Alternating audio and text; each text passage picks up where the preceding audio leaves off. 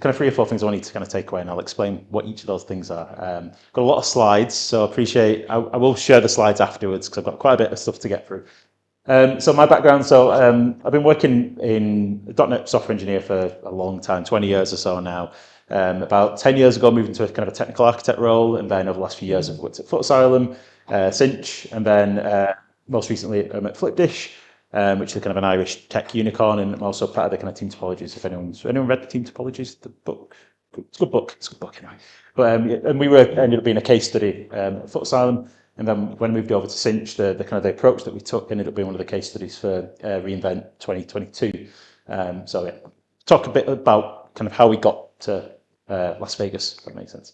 But it's not about me. This talk is about kind of these sorts of things that you tend to see happening. So has anyone been through this sort of situation where the people before you did a digital transformation, and then this happens, and the CTO's gone overnight, and then this time it's going to be different. We're going to do it properly this time. It's going to be a proper digital transformation. We bought the post-it notes this time. But it turns out to be kind of like Groundhog Day. You've not really solved the underlying problems. You've just masked it, and then it's that 18-month window of somebody new joins. They've got all the really good ideas. They realise there's loads of constraints. They've changed the constraints, and then they end up leaving, and it kind of falls over. So what do we do? What do we do about that? So I think, well, not me, but J.R.R. Tolkien started with a map, and so I've got 3 or 4 different types of maps that I want to kind of talk through, which I think really help to find out where you are, where you want to get to, and kind of chart a path.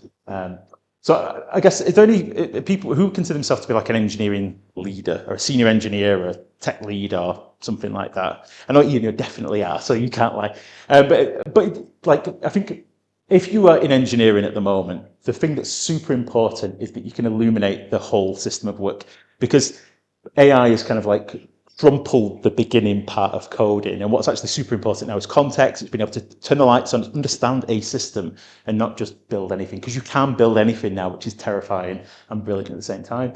And I think I will talk about why constraints are good as well. One of the things that really helped us at Cinch was putting in place constraints around how teams worked, and that actually gave them a lot of freedom. I know it sounds a bit weird to say constraining freedom, but I'll explain what I mean by that. I think one of the most important things you can do if you're trying to get into like a leadership role, technical architect, or even if just aspirations to be a leader, is to figure out how to build the capability for teams to actually see and spot their own limitations. So maps help you do a lot of this stuff. Okay.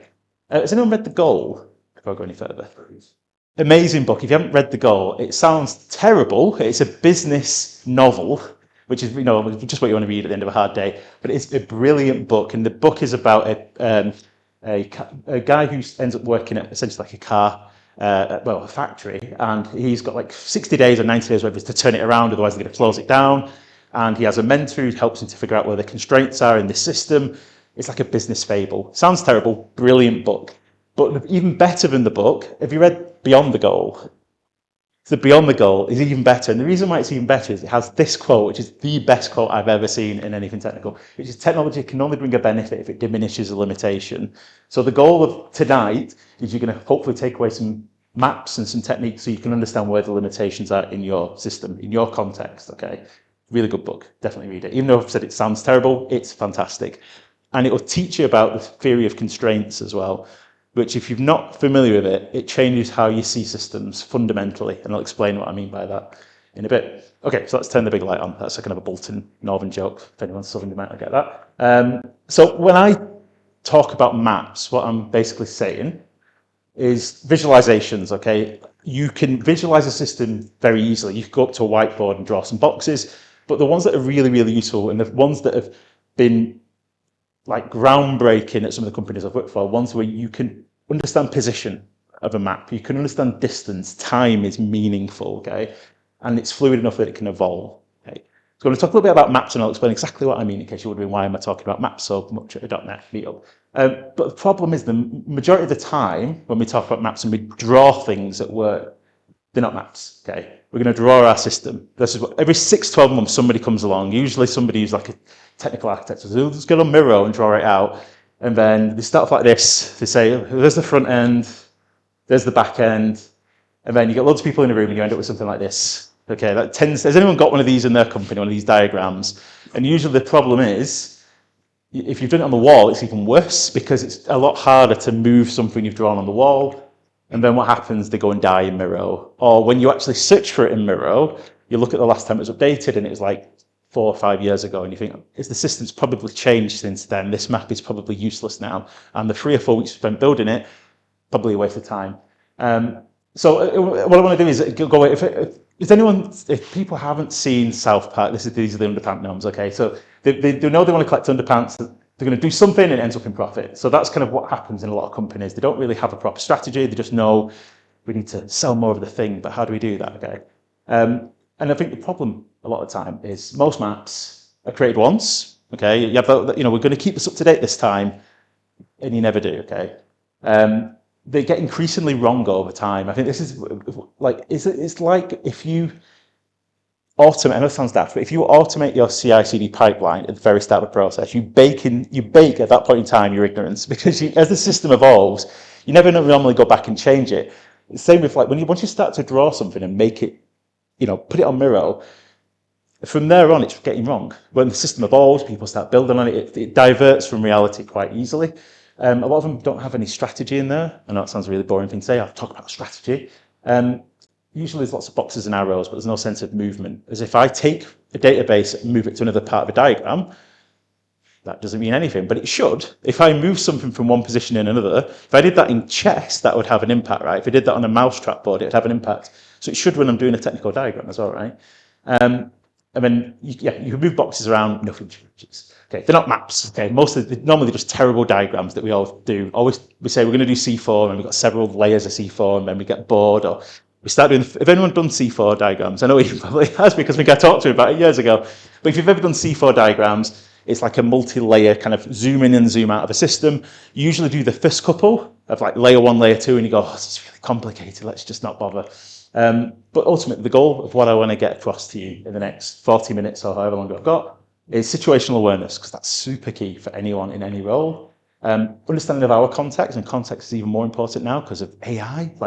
This is the important thing, context. The rest of it kind of does itself, but Cursor doesn't know your problems and it doesn't know your constraints. It just has a general view of the world.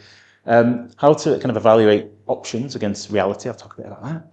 How to make trade-offs, and how to reason about change before actually making the change. So diagrams and things that we can mess around with and see the impact of it. Okay. Also, get going. The biggest takeaway from this is go and start mapping some stuff out. I'm going to talk through 4 different types of maps, but all maps are wrong. I think there's a quote, I think Alan Box, I think it is.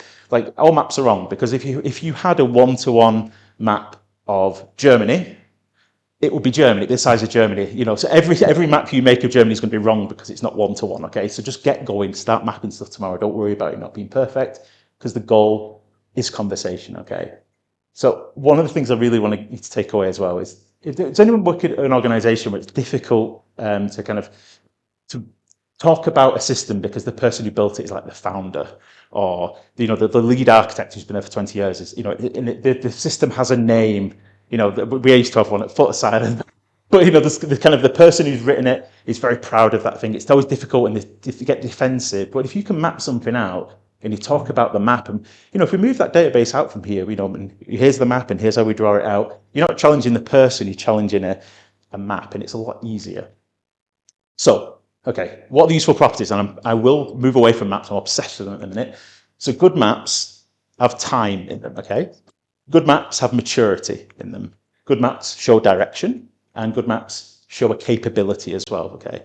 So if you're not sure what I mean by these things, I'm going to explain. Okay, now's the time, now's the maps. Okay, so I want to talk about these 4 different types of maps, and these have been really super useful at Cinch, at Flipdish, at Prolific. We did a lot of kind of Wardley mapping at one point in time. We were able to work out where our constraints were, and it unlocked a whole bunch of customers for us.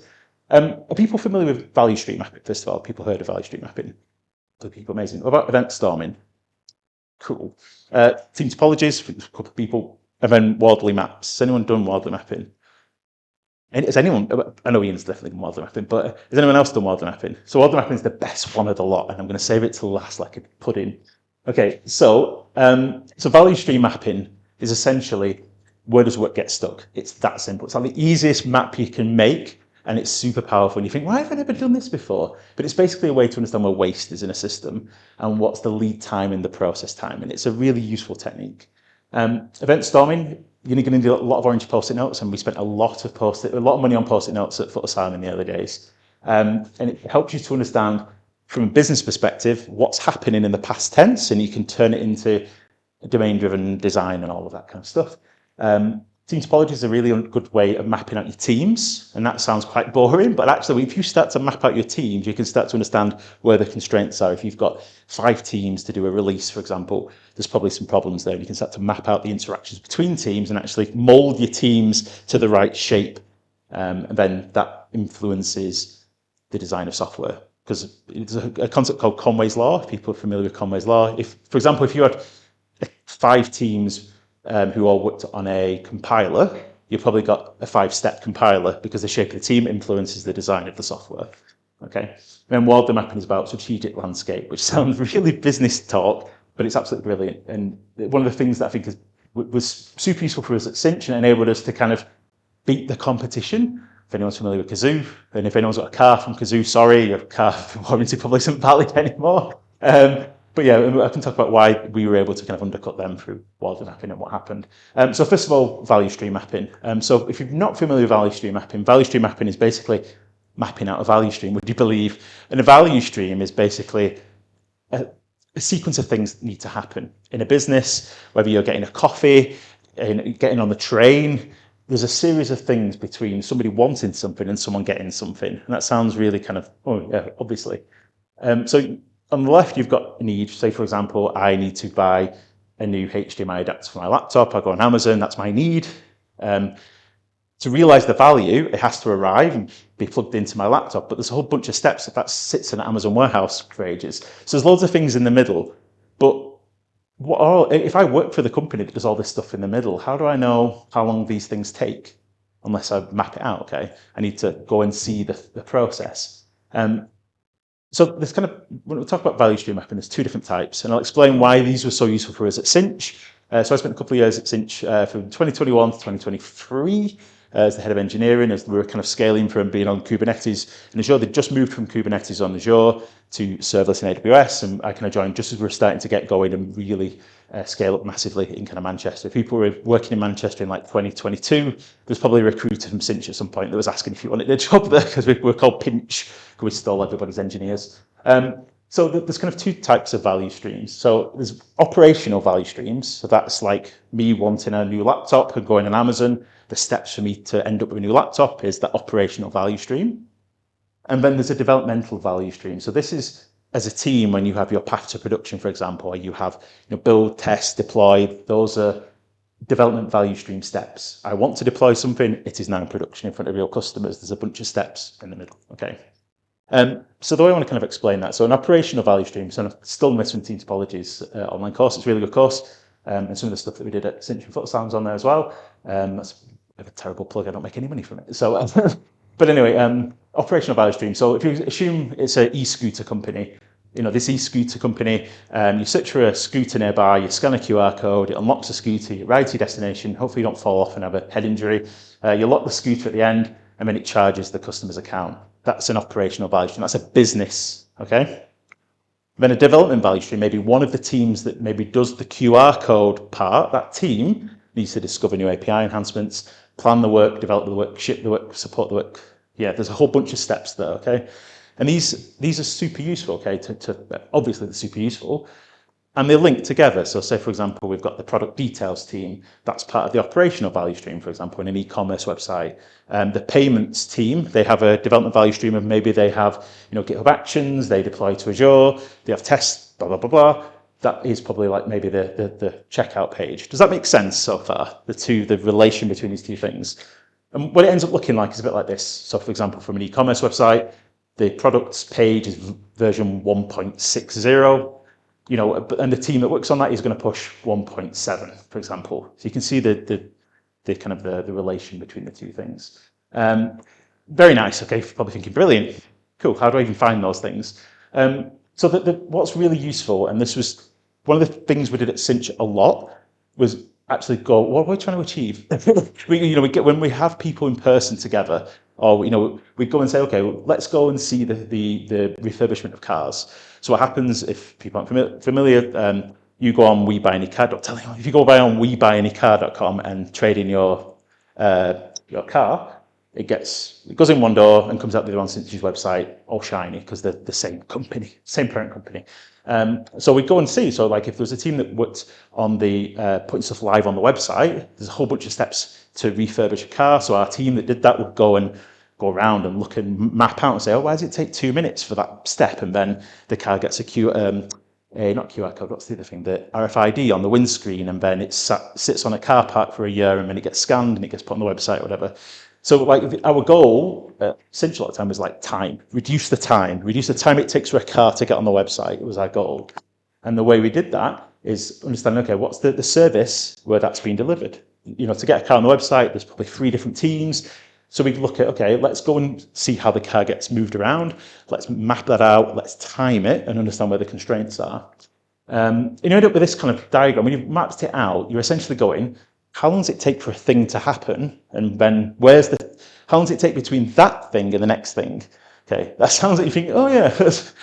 But it could be anything. It could be if you go into Starbucks, they take your order, they have to put a cup in the machine. It maybe takes 20 seconds to grind the beans, a minute to make the coffee, and then maybe 30 seconds to maybe scan the QR code. Okay. In between, it could take 6 minutes if that person is serving 20 people at once. So if you map out, it takes 3 minutes, but actually there's 87 minutes, maybe not for a coffee, but maybe for at Cinch, maybe there's 87 minutes between the car being ready to go on the website and going on the website. And you can go, what? Why does it take 87 minutes? That's nuts. So our goal was always time. We'd walk around the warehouse, we'd walk around and see the cars and constantly timing it. We would have an iPad and we go, okay, why did it take 6 minutes? Okay, let's do it again, see the next car. But we do that all the way through. And you can do that in stores, you can do that all over the place. We've got quite a few friends who work at Co-op. They're obsessed with how long it takes for somebody who wants to pick up an order in store. Because the people in the store, with Co-op in Manchester, you can go and using the website and kind of have crisps delivered to your door kind of thing, right?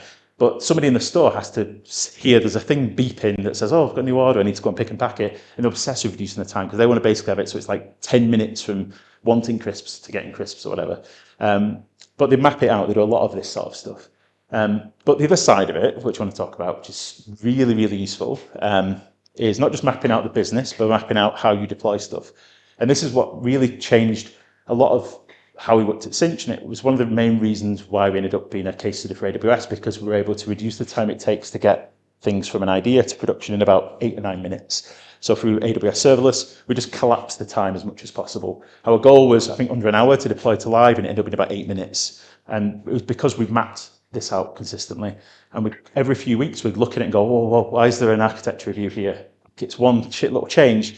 Can we put in place some heuristics or some automation, or do we need pull requests? We constantly shaved things off to reduce time, and then at every step we would delete steps where possible. Okay, so hopefully step 1, you do some value stream mapping. Okay, and when you do that, you'll find that there's loads of problems everywhere, right? And you go, oh God, we need to get rid of all these things. We've got constraints, but actually the worst thing you can probably do is remove a constraint. Okay, and I'll explain why. So I think there's a pattern here that I think let's call it like deliberate bottlenecks. But when you go and map this stuff out, you'll figure out there's one part which is the slowest. Okay, there'll be one bit where maybe you've got a bunch of a test suite of like, I don't know, automated tests, and it takes 10 minutes. You could just go in and remove those tests, right? But is that a good idea? So you have to really look at it and say, okay, well, when we figure out where the bottleneck is, we need to illuminate it and then accelerate it. Okay, so the pattern's basically 2 steps. We did loads of this at Flipdish, and done it at a few companies. So you basically go and figure out there's a constraint. The constraint is testing. Okay, we don't do anything with the constraint. We just know it's there now. Make it really obvious and say to everybody, why is it taking 20 minutes to run our automated test suite? And then pick one metric. Okay, everyone can see every day. So you need to understand and map time. Create a constraint, stand up. Like we would run, we'd have these little mini stand-ups when if we knew the biggest constraint was maybe publishing cars to the website, as well as the team having a general stand-up. If there are 3 or 4 teams that we needed, the 3 or 4 teams will get together and say, it's currently 24 minutes, what can we do in our next cycle of work as a group? And it wasn't remove, it wasn't don't put cars on the website. It was how can we accelerate that? Because actually every car went through the same process. But if you think about it, a car doesn't really change too much. If it's a Fiat 500, it has 4 wheels, 2 doors. There's not much variance there. So why do we have to have loads and loads of checks before it goes on the website? If we put one Fiat 500 on the website before, we can probably put another one on there. Okay, there's probably not that many checks that are needed because the pictures don't change too often. We normally have like 6 or 8 pictures or whatever. But you can start to measure, okay, how many times did the constraint wait? 0 is the only good answer. You want to reduce the time you want to kind of have an express lane where possible if we start removing stuff. And figure out what things don't actually need to wait. Does every single thing we do need to have a pull request? Do you need 4 environments? One of the things we ended up doing at Cinch was removing a bunch of environments because we couldn't explain when the CTO said, why have you got UAT? And it was like, you're supposed to have UAT. And it was like, well, do we need it? Because if we're able to release every 7 or 8 minutes, test them really quickly, why don't we just have dev and live? And then we'll catch it in the pipeline. If we don't, we can deploy another version. Like, oh, just get rid of UAT then. But so, get express lanes. And there were some things that did need UAT, but not everything needs to go through UAT. So we worked out what's the quickest path to production and then install that kind of traffic light. And then, yeah, you'll join a new company and you'll go, let's just remove it. Just delete the old stack and we'll move to the new one. But actually the old stack was the one that makes you loads of money. So yeah, deliberate bottlenecks give you some control points. So when you've done value stream mapping, hopefully you'll not just remove a bunch of steps straight away, but you'll go, what's the time? Can we speed it up? And then the last result is kind of removing it. And then, yeah, what you'll start to do is I've talked a lot about time already, but what you'll start to do is go, how can measure? Once you start telling people to measure things, they'll have like 100 measures. Just pick a flow metric. How fast does value move through your system? Have one that's about flow. Have one that's about we're building the right thing, like North Star. Are we influencing gross revenue or something? And then a sustainability metric. Can we keep doing this? Whether it's throughput of work or whatever, just limit the amount of kind of metrics that you have as a team. Because once you start mapping and measuring everything, you can end up with like 50 measures, and yet you've not actually made any changes. So avoid over measuring. Just measure on time to start off with. So that's kind of like step one. But I suppose the real value in value stream mapping is to make it continuous. And this is what was really useful for us at Cinch. And we ended up putting in place we just got the DevOps checkpoint. And basically what we did is it's value stream mapping of our path to production. What we do is we'd look at the Dora website, and I don't know if you can still do this, but you used to be able to go on there and you'd be able to put in your Dora metrics. So like lead time, mean time to resolve, whatever, blah, blah, blah, the 4 metrics, and it would come back and say, congratulations, you're elite, which is nice to know, I guess. But then it would say, okay, based on the fact that your team is elite, here are some things to focus on next. And it was more like organization or like whatever. There was always like 3 or 4 things that it told you could do. And when you go, okay, well, if working in small batches is the next constraint, we then look at our path to production, which is down here. We pick a few things and we do them. So it was like chaos days. We want to do that, flake end-to-end tests. And then we'd run it again in like 3 or 4 weeks. And we'd do it, and slowly but surely we reduce the time it takes. So what used to take 40 minutes became 20 minutes, 20 minutes became 10. But each step we just kind of had improvement work. And that all came from value stream mapping. Okay.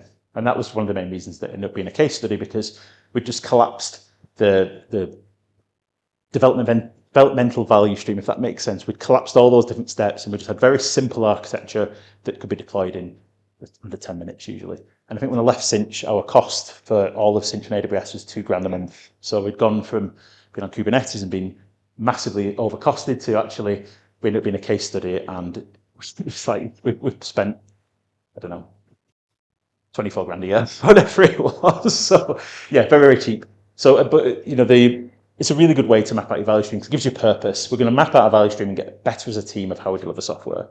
Okay. You can do this as like an improvement charter. So basically, what's your current problem? What's the target? What's amazing that we're never going to reach? But what's the first step to being better? Could be testing, could be deployments, could be whatever. The improvement charter is one that I think Spotify use quite a lot. Government Digital use it a lot. Co-op have a lot of these. But they'll just pick an improvement and they'll say, okay, currently we're crap at automated tests. We'll get better. Amazing would be the entire code base is automated, but we're probably never going to get there. But what's the top 3 things we can do? We'll go and do it in our next cycle of work. And we'd run this time and time again. So yeah, find an agreed measure of what good looks like. It could be the DORA metrics, it could be whatever's useful to you as a team of like a standard of good. And then look at where the team currently is, go and map out your path to production, value stream map it, understand the time it takes to, send comms out. So one of the things we wanted to get better at was sending comms to the rest of the business, because we were that quick. We'd forget sometimes that we had to let other people in the business know when we were deploying changes with new features, because somebody go, why is it suddenly different? It's like, oh, shit, we didn't tell you, we should have done. But yeah, so we started to understand that our value stream was quite, there was a lot in there and there was stuff we can fix. Okay, cool. And then push the improvements, have improvement work in every cycle of work. Okay, make it regular, record the results and compare. And that's not comparing teams, it's comparing a team over time. So we could see if a team was getting better. So we'd run these improvements every month, every 2 months, these DevOps checkpoints. Really easy to do, and you will get better by doing these things just by illuminating your system of work. So 4 steps. Okay, start with an agreed measure, look at where the team currently is, look at the current state, what can we change, pick some things and do something about it. Okay, so value stream mapping is all about understand. Hopefully, do people get value stream mapping now? Is anyone going to go away and do it? Hopefully, there's lots of benefits to. Okay, so that was the first map, and that was the most boring one. The rest are fun, I promise you. So what we've done so far is identified a value stream, but actually we can do a lot more. We can take a value stream in our business and map out the events, map out the architecture, map out the teams, map out the domains. There's a whole bunch of stuff we can do, and that's EventStorming. So really useful map. I think a few people said they've done this. Yes, a couple of people. EventStorming is brilliant. One of the best workshops you can do when you join a new company, because all you need is lots of orange sticky notes, okay? Okay, lots and lots of them, and I'll explain why. And you will need them. Take it from me. So I used to be at Footasylum with Ian there.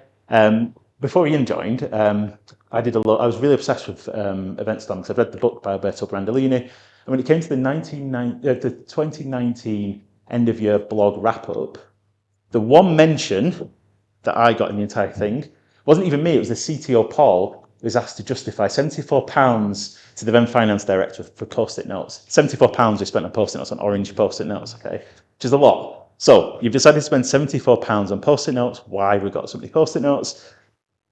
Well, the reason is EventStorming, yay. So EventStorming is a really good book by Alberto Brandolini. It's a really, really fun book as well. He has loads of talks on YouTube. They're very, very sweary. So if you're going to put one on at work as like a lunch and learn, he's very Italian and swears a lot. It's brilliant. But it's essentially one of the best things you can do as a team. So we did it at Prolific, did it at Flipdish, we did it at Footasylum, did it at Cinch, loads. And you basically get a bunch of people, probably about 20 people. You get engineers, non-engineers. You want somebody from, if you've done some value stream mapping, you can start to understand all the different areas of your business, most likely. You want somebody who knows each part of that part of the business. So, somebody from finance. Always get someone from finance, because they're the people that, like, they're killjoys if you don't. But you need people who understand the business. And when you map, okay, that's the best thing you do. Go and do some mapping, and you work on the walls.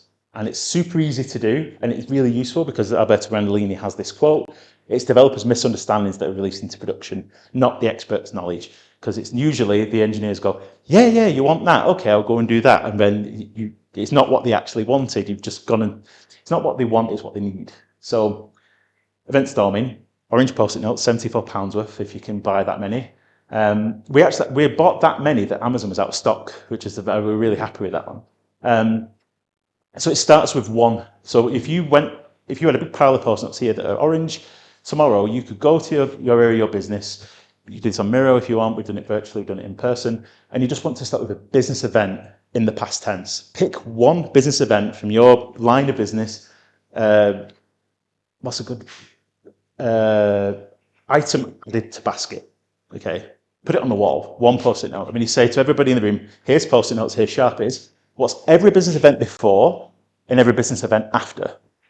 And what happens is you get loads of them. Okay, you want people to go absolutely nuts. You want the wall to be full of post-it notes, because what you can do is you start with item added to basket, for example. You'll get ones after it, which are about orders being placed, payment being failed, users registered. You'll get all of these up on the wall, and you start to order them in time. Okay, so from left to right, temporal ordering, I think it's called.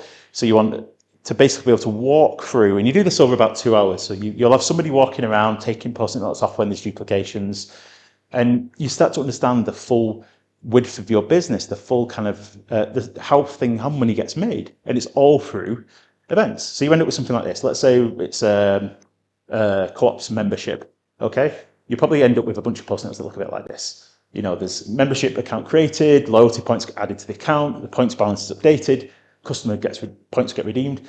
In like an hour of loads of people, you've worked out a whole line of business on the wall, and for each of these, you can go, what system's that? When does that happen? Is that like for an event? You know, is it a service bus thing that happens here? Is the loyalty points system our system? Is it a third-party system? You can start to ask loads of really good questions, and you're mapping out over time. So it's a really useful technique, and it's really useful because once you've mapped everything out, you can start to figure out that there's kind of weird things start to happen, and you'll see the language change as you go across your map. But usually what you'll find is that you'll find these little weird things that happen, like, oh, the last thing is payment confirmed and the next thing's membership ID generated. Those are different systems probably. Oh, so that order, like payment being confirmed, ends up being like a pivotal event because everything changes after payment's been made, right? There's a whole bunch of things that happen, and you go, oh, there's a break there. And then you do more of it and you go, oh, on the left it's landing and activations, on the right it's a loyalty program. And then you go a bit mad and you do more of it. Before you know it, in like a couple of hours, you've got these weird like domains, like domain-driven design things start to appear, and you go, oh God, right, okay, that's fraud. It's different to payment processing. And we've got these people over here that, pick in the warehouse, and we've got like a pricing engine. And then you can go, oh, right, okay, which teams own those things? And before you know it, you've got domains, you've got teams. You can usually do this in about 3 or 4 hours. And it's great if you've just joined a company. You can find out so much about the system because that can't be wrong. That if you've mapped out the business, you're in trouble if everyone's coming up with a different idea of what the business does. But if it's right, which it will be, you can start to do some really cool stuff. So we did loads of this at Cinch. And I think that was Natalie, So she was the head of CRM, I think she was. So she worked in like completely different parts of the business. We did a load of EventStorming, and we're able to work out exactly what the line of business, and this was one line of business. Cinch had about 12, but we're able to map it all out. And then every few months we'd go and do this, but every engineer understood deeply what they were building, why they were building it, what the events were after it, what were before it. And EventStorming has loads of different types of post-it notes. We just focused on the orange ones for the most part, but you can basically go from the event to who triggers the event. You can get into like policies of like, this event only happens if somebody's overdrawn or stuff like that. So you can start to codify business rules. It takes about 2 hours to do the main one, probably another hour or so to do the rest of them, but you can map out an entire system, line of business, company on the wall in a couple of hours, and it's amazing. Super useful to do. But then the benefit of that is you can then do some this is where the technical architect people go and start to wake up in the room. Because once we start to map stuff out, we can start to look at things like bounded context. People familiar with the term like bounded context and domains and stuff like that. So basically, you're probably going, Bailey. So it's basically like a domain tells you where value lives. Okay, it's a business, like a domain could be loyalty. We figured out that there's a lot of post-it notes that say that's loyalty in that kind of like circle.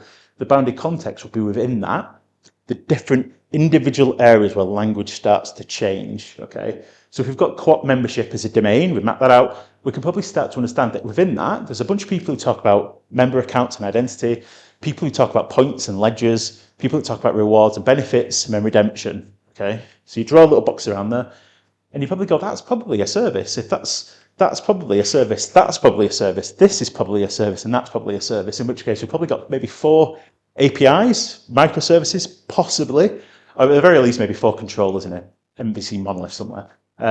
But we've only spent a couple of hours on this, and we've probably got a fairly detailed idea of the system as it is and probably what it should be over time. What you can do is you can zoom into this sort of map as well. If you do it on Miro, you can then start to go, okay, we're going to modernize our loyalty. You can do a localized event storming just for loyalty and get into the idea of what system owns the data, what system pushes something out to Azure or AWS. So you can get into lots of technical detail.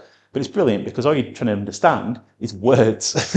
You're not doing anything technical. You're just going, oh, we when we escalate something, we call it tier 2 escalation.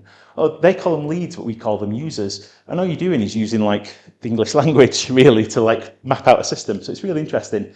Right? Although it doesn't sound it when it's somebody else doing it, I'll say that. But if you do it, it is very interesting. Okay. Okay, so let's say, for example, within the checkout experience domain, there's three bounded contexts. There's checkout flow, order creation, and payment integration. Okay, three bounded contexts within the domain of checkout. Okay, so now we know that we've got checkout experience. Within it, our team now owns three different services: order creation, checkout flow, and payment integration. But our team owns quite a lot of stuff there. We've got a checkout team that's owning everything to do with checkouts, orders, payment service. Payments is kind of really complicated as well. Like if anyone's done anything to do with payment systems, you've got fraud, you've got know your customer, you've got all the stuff like Stripe brings in every few years, you've got EU regulations, you've got like data protection. Just doing payments is a lot. Never mind doing all the other stuff that this team's trying to do. So when you've mapped this out and you understand what a team currently owns, you can go, Jesus, they really do own a lot of stuff, that team, and that's 4 or 5 people that own a whole line of business. And you can start to figure out we've probably got a lot of things going wrong. Because what tends to happen is one team is supposed to build all that stuff, deploy all that stuff, monitor all that stuff, support all that stuff, and improve every step. Okay, a whole bunch of stuff that a team is to kind of do. And what ends up happening is it's a lot, the teams. So this is where burnout happens. Are people familiar with the term cognitive load, by any chance? So cognitive load is basically like how much you can fit in your working memory as an individual, but then as a team, there's only so much you can really fit in your head until it becomes overwhelming and too much. You start to leak, parts of knowledge. You start to focus on the wrong things. You can't. You basically your brain gets your brain turns into Homer Simpson, and it's difficult to actually really own stuff properly if the team owns too much stuff. But it's quite hard to measure. But it's really easy to event storm, and then from event storming, you can start to go, oh, that's a lot. That team owns a lot of stuff, okay? And then you get into things like Conway's Law, which I've already talked about. How you shape your teams directly influences the software that you build. If you have a back-end team, a front-end team, and a database team, you're probably going to end up with a 3-tier architecture just because that's where the handover is at the API or the data layer. So you really want to shape the org to get the architecture that you want. And a lot of this comes from EventStorming is the best way to start. So if somebody says we need to do a reorg or we want to go to like the Spotify model, start with EventStorming because you can get so much stuff just from EventStorming. It's a brilliant way to understand where you are, where you want to get to. And that leads me very neatly on to Team Topologies. So a few people maybe have read the book. So it came out in 2019. And it's basically a book all about team structures. And it talks about the fact that in organizations, no matter where you are, there's typically 4 different types of team and 3 different interaction modes between those teams. And you'll probably find if you work in a team, you're one of these 4 team types. So there's 4 fundamental team types and 3 distinct interaction modes. And the reason why they've even bothered writing this book is because if you can identify which of those you are, there's a bunch of good practice and bad practice for each of those. What makes a good platform team from a bad one? If you're trying to have capabilities across a team, for example, where you want everyone to learn serverless and your team is historically on-prem, how are we going to plant that knowledge in the teams and how are we going to have the right APIs in the right place? It's a really good book. And it basically says the 4 different team types. You've got streamlined teams, platform teams, enabling teams, and complicated subsystem teams. So if you work on a team that's part of the operational value stream, you're in a streamlined team. If anyone works in like a team that's like the landing page team or the checkout team, one of those teams where your end users are a real life customer, real world customer, most likely you're in a streamlined team. Is anyone in a streamlined team now? Can anyone go, oh, that's me? Hopefully a couple of people. Is anyone working at the platform space where your customers are usually other teams? So maybe you're the team that maintains the kind of the best practice and guardrails around AWS or Azure, the team that makes it easy for the teams to on-ramp onto the cloud, for example. Is anyone working that kind of platform or infra kind of team space? Okay. Or maybe, it's a team like that does the team that does payments, for example, like if it's a team that does like credit stuff, you normally have a platform so the teams don't have to learn everything about credit. They can just have an API that they can very easily. So Stripe's a good platform, I guess, for kind of credit. It abstracts loads of stuff away. And if I want to take a payment, it's like 7 or 8 lines of code. It's fantastic. Got enabling teams. So if anyone's part of like a community practice or an architecture enabling team, like usually these are the kind of teams you see emerge during like a digital transformation.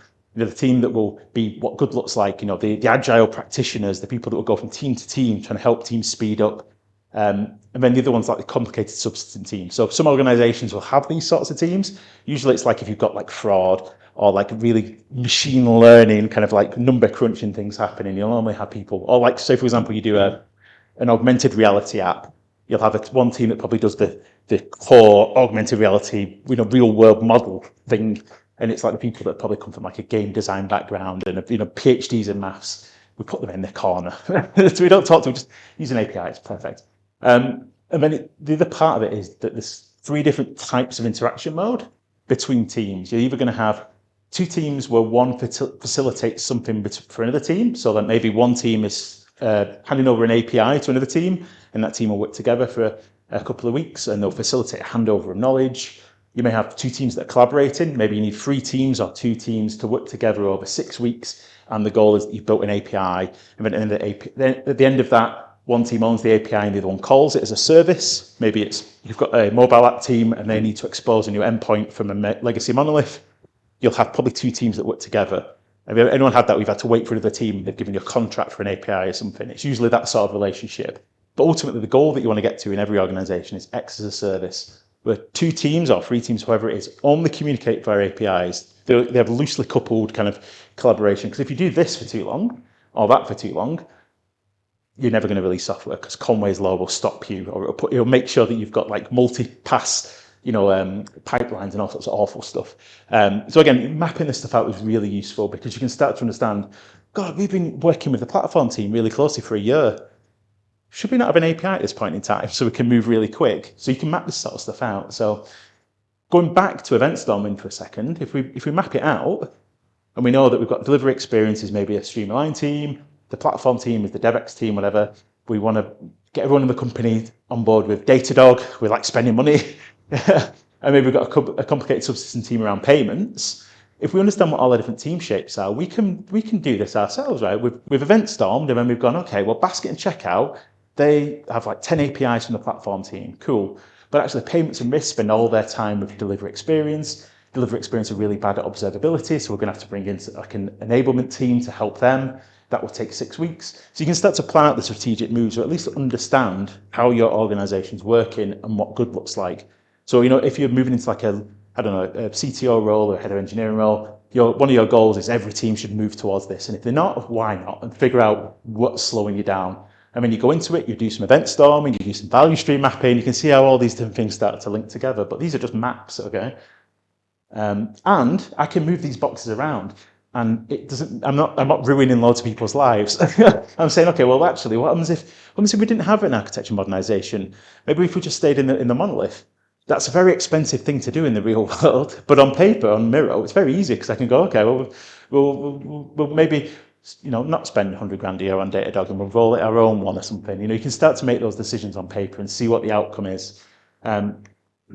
So everyone's still with me. Hopefully, a few people. The Keats is probably kicking at this point. People are starting to go, Jesus, not more maps.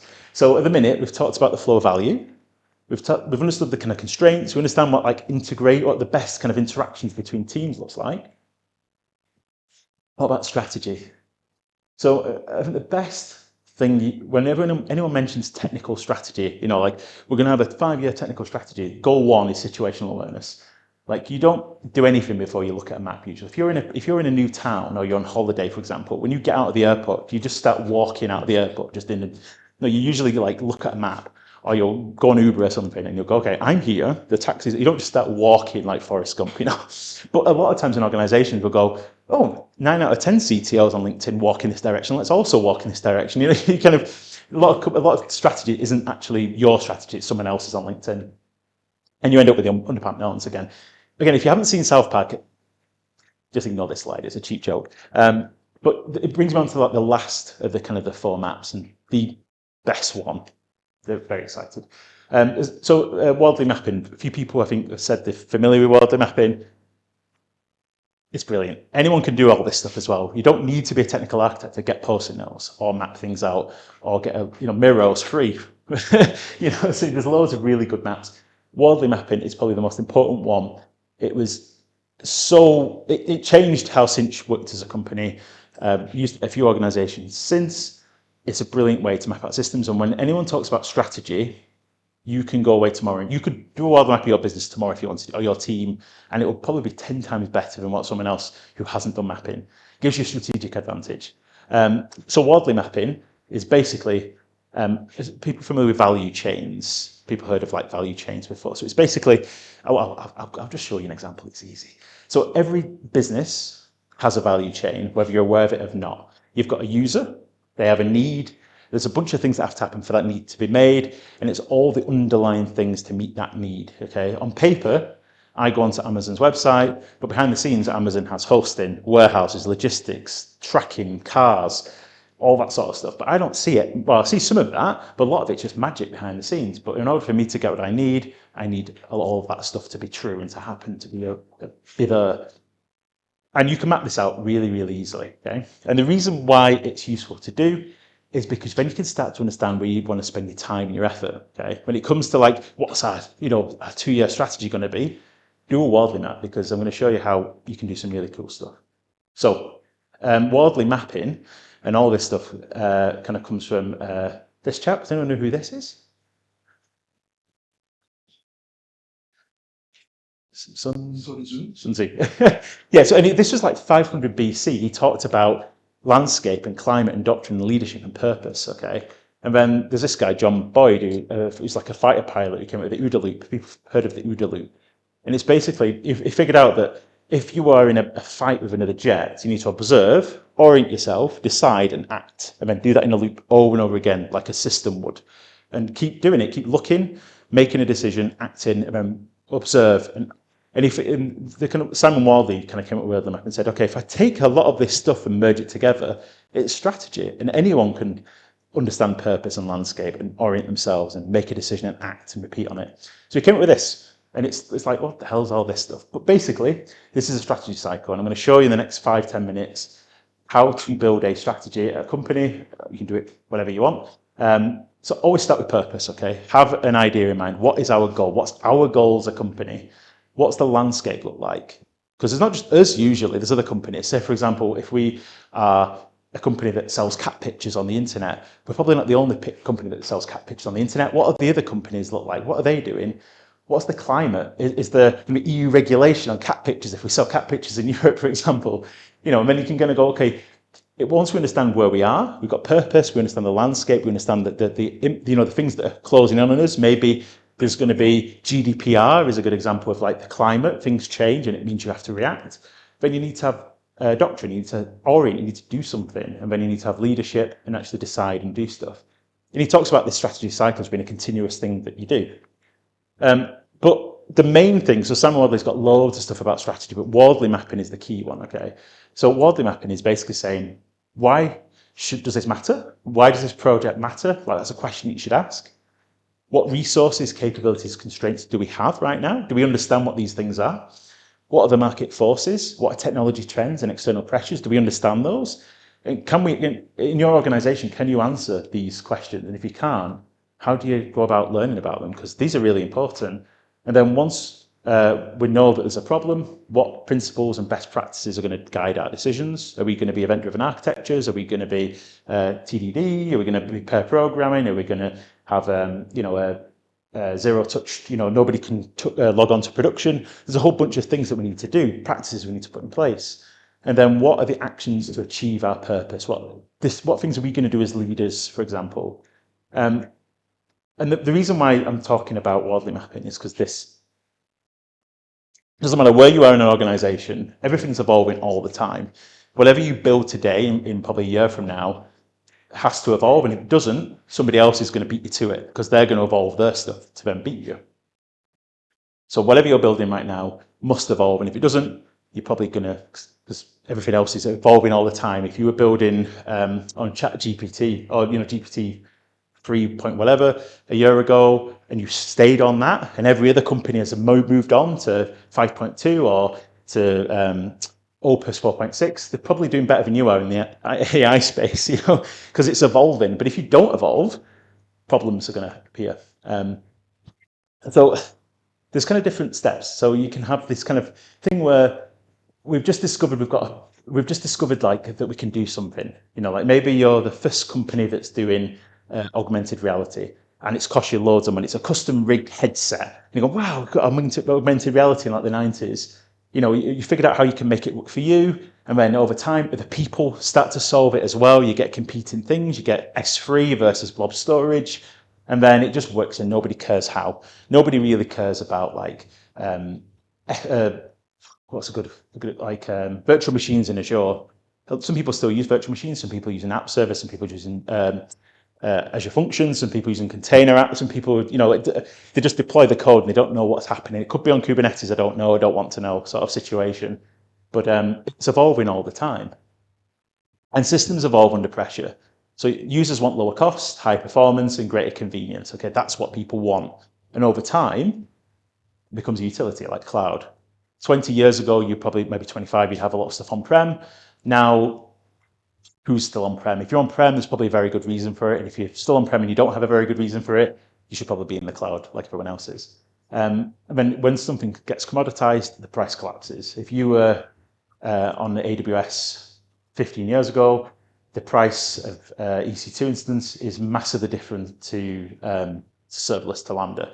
Cost has completely changed because more people use it, it's commoditized, all of that. And then there's no advantage. When something becomes commoditized, there's no strategic advantage in custom building anymore. And I'll explain what I mean. I'm throwing loads of business things in, but I want to just give you a bit of a heads up before we start mapping. So this is a really good example of evolution. Okay, so on the left, we've got, I can't remember which one this is. So that is Edison's, it was a power plant. It was a test. I think it's Edison had built it.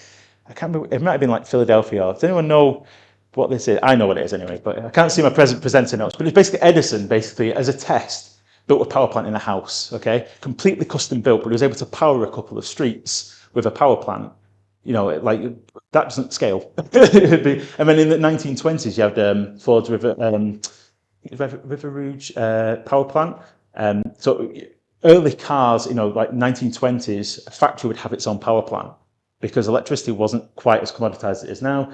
We had Edison versus Westinghouse, AC/DC, and then now it's kind of like magic. It just happens. I don't really know where the power's coming from. It might be solar, it might be wind, it could be nuclear, it could be coal. But that's evolved over time, and the price of Octopus energy for me to charge my car is a lot cheaper than it would have been if I had a power plant in my house. So you can see how things evolve over time when it comes to commodity. You can do the same with the computers. So ENAC, network computers, ARPANET, Dom Jolly, mobile phones. They evolved. The App Store, 4G to 5G, better cameras. We end up with like 4G and 5G in cars, self-driving cars. Drones. We use, this is terrible. We use Manna Flipdish. It's a bit of a plug. So Manna's drone delivery of food. We do in Ireland, which is very cool. And then you're looking at probably like future, smart cities. But all that evolves over time. Okay. So all of this that I'm talking about evolution is leading to Wardley Mapping. Okay. So I'm going to talk about buying a car online. I don't know if I've mentioned I used to work for a company called Cinch. So I'm going to do some Wardley Mapping with you now. Hopefully you take something useful away from this. So step one. Add users and their needs. So hopefully you're still with me. So this is step one of a Wardley map. We've got a customer and they want to buy a car online. Is everyone with me? Perfect. Okay, so for them, in order for them to buy a car online, there's a whole bunch of things that need to happen. We need to have search, evaluate a car, purchase a car, have the car be delivered, and then support if there's something wrong with the car. Okay, so people still with me? Okay. So there's a user, there's a need, and there's capabilities in order to meet that need. Okay. The capabilities to deliver that need are behind the scenes. There's more stuff. There's storage, websites, cloud platforms, inventory, CRMs, there's compute. But I don't really see that as the customer. That's another layer down. Okay. So then I create a little value chain. Say, okay, well, the customer wants to buy a car online. Search needs a website. Evaluating cars needs a website. In order to purchase, I need a website. Deliver, need a website. Support, needs a website. So we've got a little bit of a value chain. You can see the dependencies. Are people still with me at this point? Cool. Okay. And then behind the scenes, there's more stuff. Inventory, a pricing engine, maybe a CRM to hold our customers' information. And then we have some more stuff that's hidden away. That relies on the cloud. Could be AWS, could be Azure. Maybe we've got some like compute stuff in there. Maybe it's Lambda, maybe it's EC2, whatever. And then I've got some storage. And that's a value chain. And if you read it from the bottom up, we've got storage, which enables compute, which will be on cloud. Being on cloud enables pricing engines. A pricing engine is on the website. The website has search. the Cinch enables somebody to buy a car online. So you can see that there's a list of user needs, and this is a value chain for a part of a business, okay? And you can map this out tomorrow if you wanted. But that isn't a map yet. So if you remember from the beginning, when I talked about maps, maps are about evolution, about time, about maturity. And this is where it becomes a Wardley map. This is a Wardley map, okay? So hopefully you're still with me. So basically, we've got our value chain, which I've not overlaid yet. And I've got these 4 different areas at the bottom: Genesis, custom build, product, and commodity. Okay, and what we do is we bring our value chain, and we spend about 20 seconds going, is that a commodity?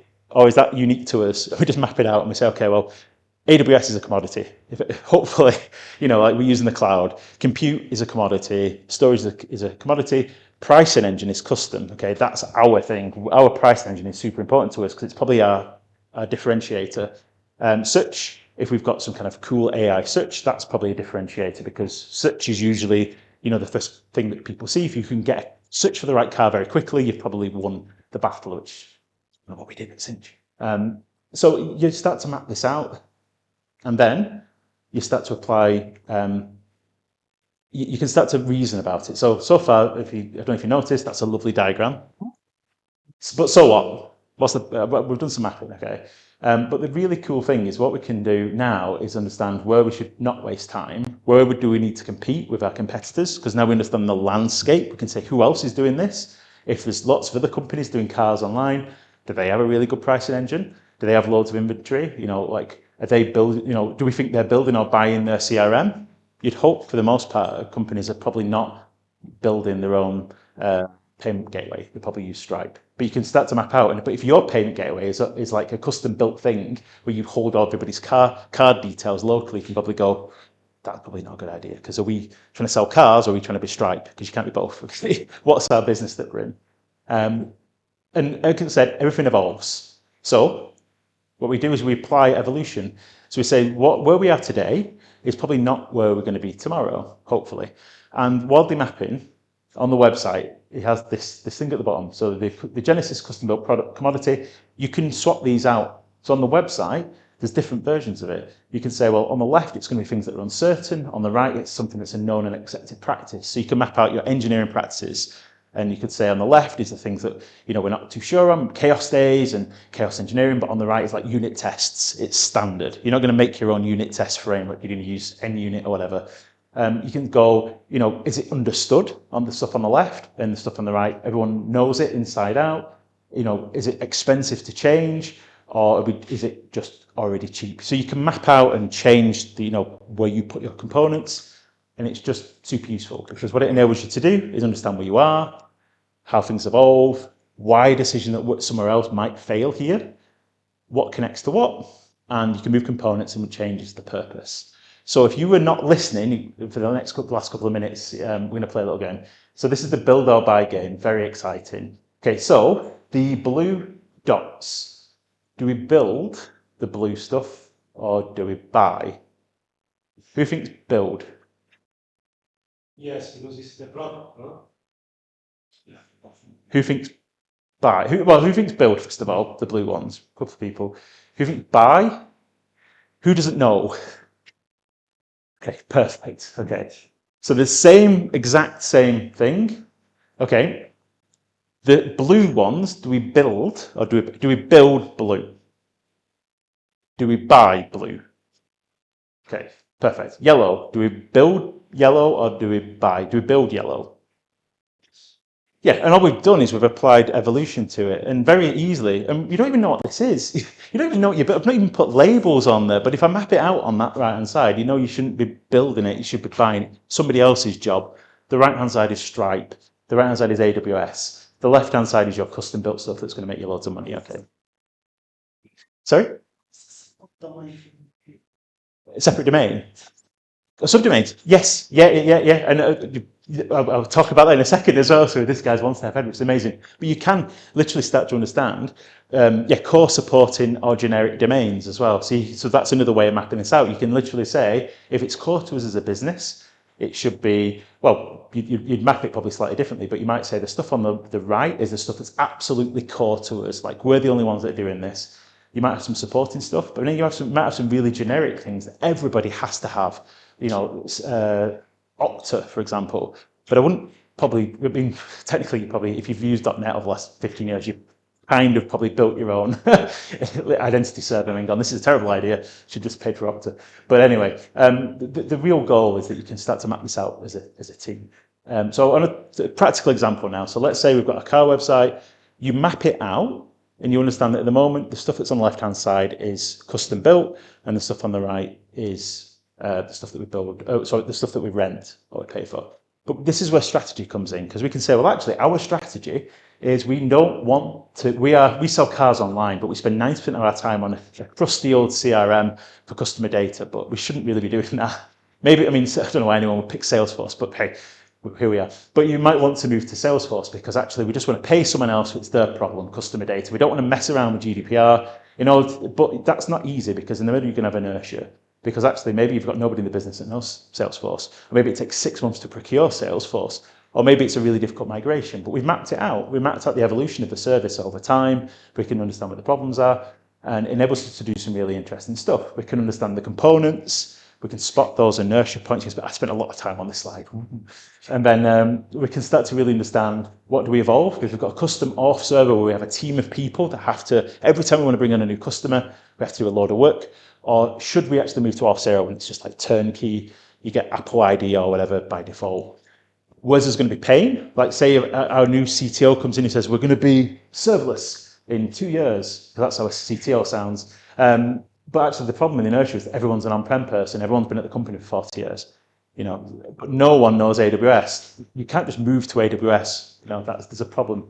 And all this overlaps really neatly with DDD and Team Topologies.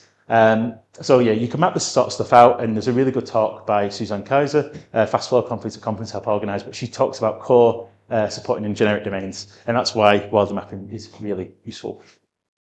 Yeah, so where are we? We've done some mapping. Here's another example of some maps, and we can overlay our teams. Going back to Team Topologies before, we can start to go, actually, our loyalty team does some work up here, membership experience team or up there. Hopefully your platform team is further down. They're kind of invisible to the end user further down the value chain. You can start to understand messaging. Is our messaging Twilio, or have we got our custom SMS? Does somebody have to type an SMS out, when you want to send it to customers? You can start to work out, because actually the stuff on the left should be the teams that are really doing experimental stuff. The teams on the right should be the stuff where it's either a platform or it's a team that's like, it's a well-known, Salesforce engineers, or you've got a bunch of people that work around Dynamics 365, an ERP team or something like that. You wouldn't have, these people will work in completely different ways to the people on the left, and that's fine. You don't need to have the same way of working all the way through. The team on the left may do 1 week's design sprints. The team on the right may just be lean and just use Kanban and just pull work and do lean and stuff like that. Team Topology is a really good way of identifying this sort of stuff. And there's loads of different things you can map. Has anyone read this book, The Value Flywheel Effect? Brilliant book. It's all about AWS strategy. It's all about Azure strategy. It's all about cloud modernization. It's got a load of Wardley maps in there. But one of the really good things is he doesn't map systems, he maps teams. So in the book he says if we looked at this, if we Wardley mapped our team and we've got best practice on the right-hand side, and we've got things that we're not very good at on the left-hand side, as a team member, I need trust, clarity of purpose, an environment to execute, and opinions are heard. Hopefully feedback is fine, but actually do we have diverse, do we have diverse thought, diverse group of people, or actually is it all just white blokes in the 40s? So you can kind of work out that's a problem if you've only got, if you've not got diversity in your teams, you're probably going to build the wrong thing for your end users because your end users are probably diverse. But you can map that out and understand where you've got gaps. You can look at mapping out security, for example, and go, maybe we've got pen tests every 3 months, but nobody on the team knows threat modeling, nobody on the team understands best practice, and we don't do any security training. We can map that out and go, oh, that's bad, we need to get better at this, because actually nobody in the company actually accepts that we need to do security training. So you can have a strategy around those sorts of things. Nearly at the end now, couple more slides to go. So we mapped everything out, but that's just mapping, okay? We've not actually changed anything. So this is where it gets really interesting, where you can start to go and do some fun stuff. So on the website, there's Wardley Mapping and there's Wardley's doctrine, okay? So Wardley's doctrine is universal patterns. Doesn't matter where you work, you can apply these patterns and they will work for your company. And that sounds like some sort of terrible like salesperson, but it's really true. There's 4 phases to it. Stop self-destructive behavior, become context aware, be better for less, and continuously evolve. There's a whole bunch of patterns. I'm just going to quickly rattle through some of these because they are really useful. It doesn't matter where you work, use a common language, challenge assumptions, use appropriate methods, remove duplication and bias, focus on user needs, use a mechanism of learning. Like, it doesn't matter where you work, these are good things to do. Know your users. Like, you wouldn't go somewhere and say, I'm not speaking, users, who are they? You know, they're the people that make you money. So like step 1, if you join an organization, you can stop self-destructive behavior just by box ticking all these things if you're doing properly.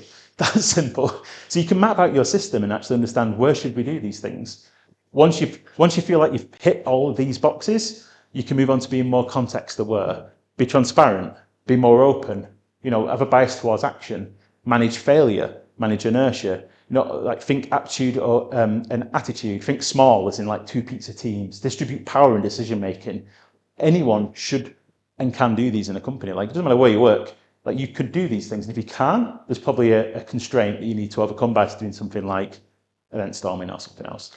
And when you get more complex ones, you're better for less. So once your teams are working well, you want to be better for less. At Cinch, it was about reducing costs, reducing time to live, reducing an AWS bill. You know, there's a bunch of steps here. Optimize flow, do better for less, seek the best people, best technology, you know, and the best teams are the ones that have people who are juniors, seniors, you know, diverse teams. All of those things will work universally, you know, and understand, like, commit to a direction, but be adaptable on the path. Like, these are really good advice, and the doctrine's brilliant, but these are just words on a page. But what you can do is go through each of these one by one.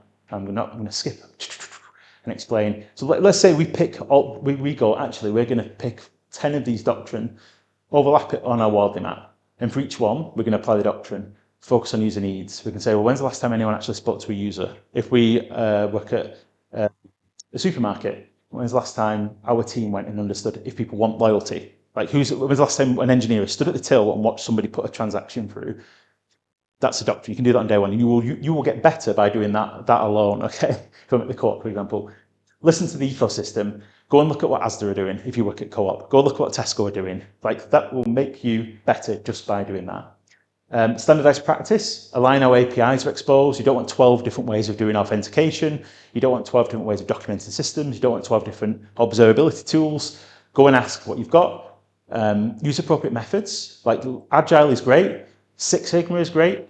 Waterfall is great, because it all depends on which context you're in. If you work in a team that's doing a ERP thing for a factory, you do not want Agile. You don't want new experiments. If that goes down at 2 a.m, the company goes down. What you want is your staggered releases and a 6-week release window and all those kind of things. Actually, in that environment, it probably works. But you have to understand what's the right environment for each of these things. Focus on high situational awareness. Yeah, there's tons of them. Once you've done that, the final bit, and now you can go home, is the gameplay. So you've got doctrine, and then there's the next level when you can do some really horrible stuff here, which is great fun, because there's loads of different. It says, okay, you've mapped out your system.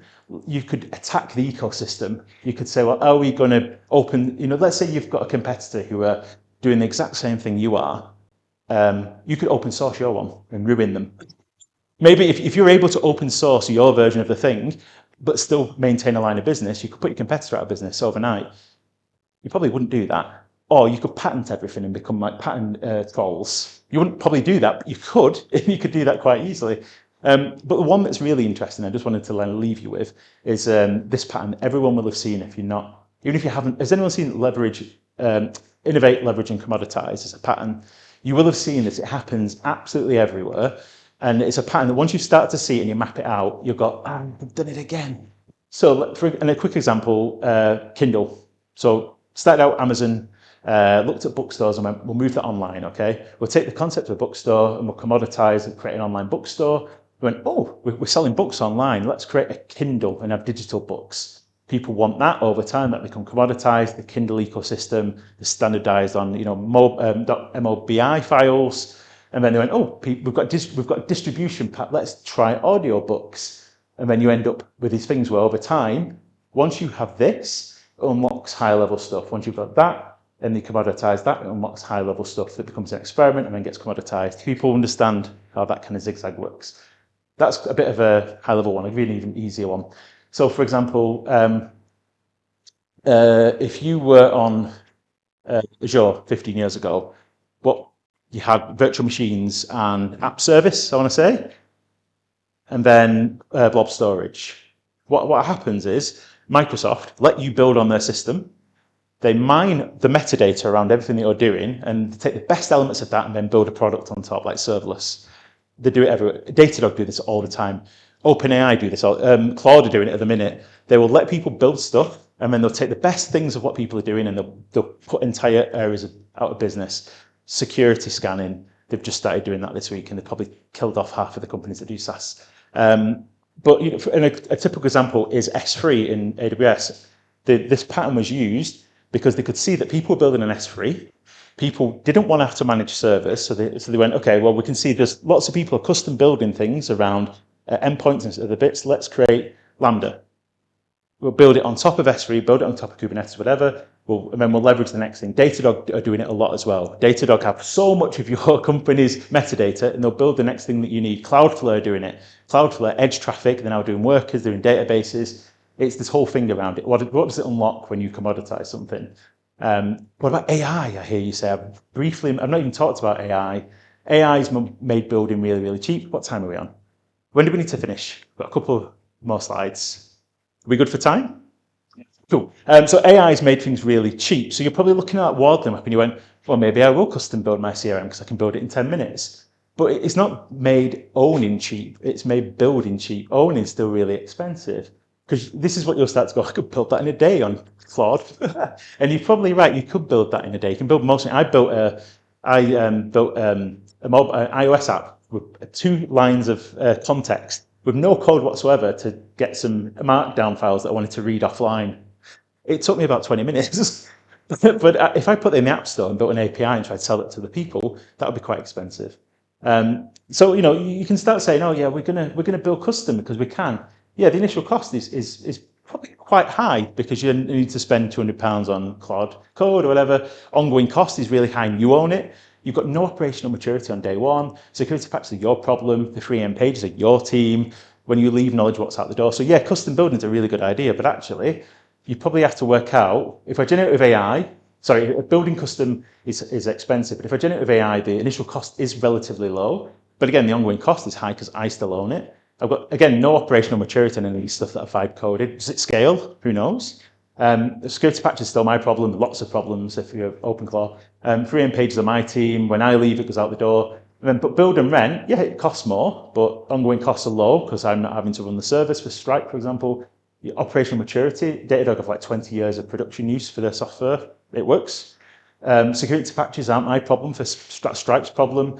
If payment goes down at 3 in the morning, it's not my SRE team necessarily. My team may get paid, but it's Stripe's team that have to go and fix something. And the service continues after I leave. So Wardley Mapping allows you to actually work this out. You can say, okay, well, if we've got our current system, AI is going to help us here. AI is going to help us here. AI may tempt us in the middle, but on the right-hand side, we should just not do it. Don't do it. Don't build your own blob storage. So there's a whole bunch of stuff. So what you should end up with by Wardley Mapping is you should be able to see the stuff on the right-hand side should be stable. The stuff on the left is going to be really super crowded at the minute because people can vibe code everything. And it's working out which of those do I want to commoditize, because as soon as I commoditize it, I can unlock something else on top. So AI is going to make everything a lot easier, but what you'll start to see, and you've probably already seen it as well, is companies are going, we don't need as many engineers now because we've got AI. Are people familiar with like the Jevons paradox?